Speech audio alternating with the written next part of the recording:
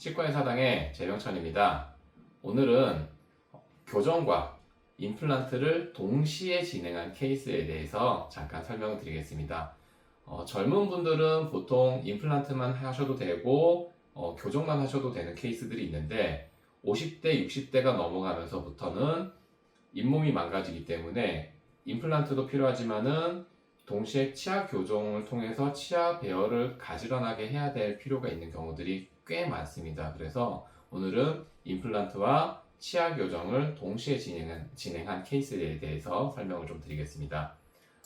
먼저 화면을 보시면 앞니 이렇게 이제 돌출이 되어 있고 커 보이고요. 옆에 있는 치아들이 다 뒤쪽으로 후방으로 이동이 되어 있습니다. 그래서 임플란트도 필요하지만 환자분께서 나는 이왕 하는 거 이런 것도 조금 가지런하게 하고 싶다라고 원하셔서 화면 보시다시피 임플란트 수술도 진행을 하면서 앞니도 가지런하게 교정을 했던 케이스고요.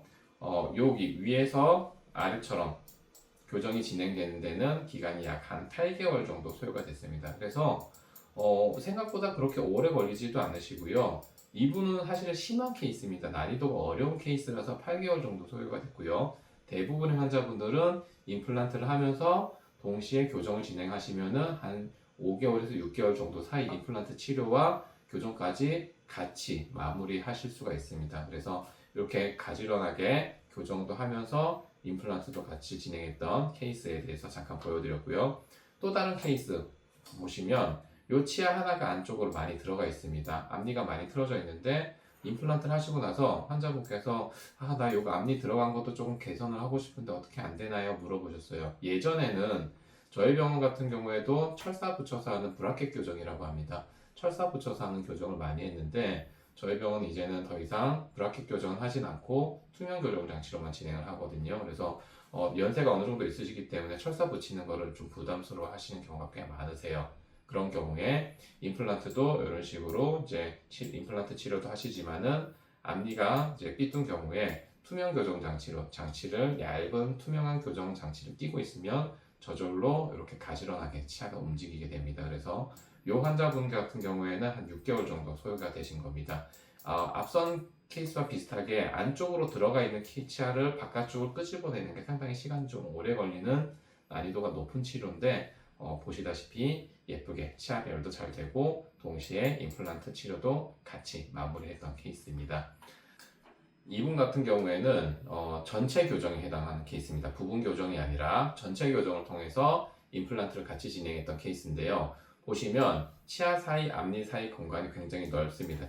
쉽게 말해서 치아들이 벌어져 있는데 이 친구 같은 경우에 특징이 아래에 있는 치아가 개수가 한 개가 부족한 상황이었습니다. 그러다 보니까 치아들이 지멋대로 삐뚤삐뚤하게 나면서 공간이 벌어져 있었던 케이스인데요. 이런 경우에는 벌어져 있는 공간을 모으면서 교통 정리를 해줍니다. 치아들을 벌어져 있는 공간을 가지런하게 하면서 치아 한 개가 부족했다고 말씀드렸잖아요. 그래서 부족한 치아는 임플란트를 통해서 보충을 해 넣은 케이스입니다. 그래서 수술을 하고 나서 사진을 보시면 벌어져 있었던 이렇게 치아 사이에 벌어져 있었던 공간이 모아지면서 앞니 쪽에도 임플란트가 완료가 되었던 케이스입니다. 그래서 이 경우에는 전체 교정 케이스고 임플란트까지 같이 마무리 하시면서 시간이 부분 교정에 비해서 조금 더 길게 걸렸는데 그래도 1년 정도. 이 친구 같은 경우는 사실 20대 초반 남자친구였습니다. 그래서 그냥 단순하게 벌어져 있는 공간만 모으게 되면은 윗니 아랫니 간격이 맞진 않거든요. 그래서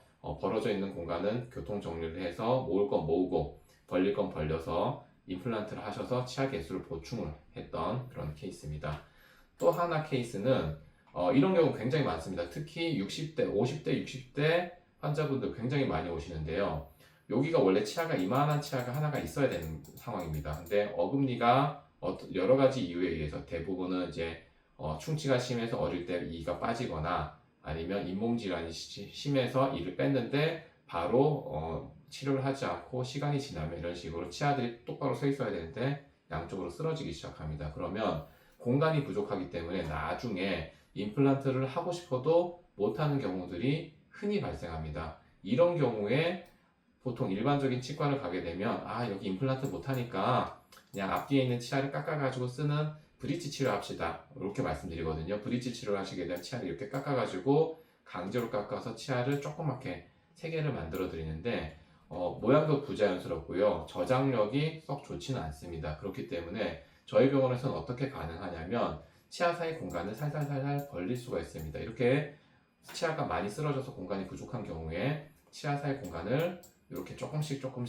확보를 해 가면서 나중에 정상적인 치아 크기의 임플란트를 하실 수 있게 양쪽 치아를 깎아서 씌우거나 그러지 않고요. 치아 쓰러져 있던 치아를 다시 원상복구하면서 벌리면서 일으켜 세우면서 교정을 통해서 임플란트를 같이 하실 수 있는 난이도 높은 치료임에도 불구하고 비교적 환자분들은 어렵지 않게 치료가 가능합니다. 엑스레이 보시면 예전엔 이렇게 치아들이 많이 쓰러져 있어서 치아 사이 공간이 거의 없어서 작은 임플란트조차 못 짓는 공간이거든요.